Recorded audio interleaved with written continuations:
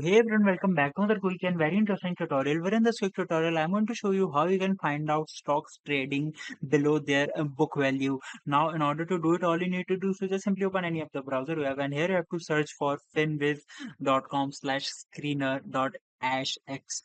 Check the URL. If it's wrong, you won't be able to go to the site, and be very careful with it.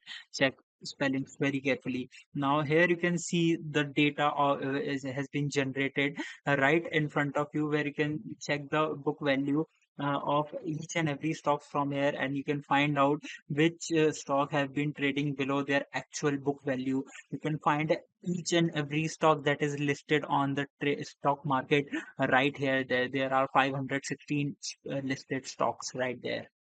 Alright, so that's it for this tutorial. I hope this video will be helpful for you. Make sure to hit the like button and subscribe button for more such helpful and interesting tutorials. See you in the next one. Take care.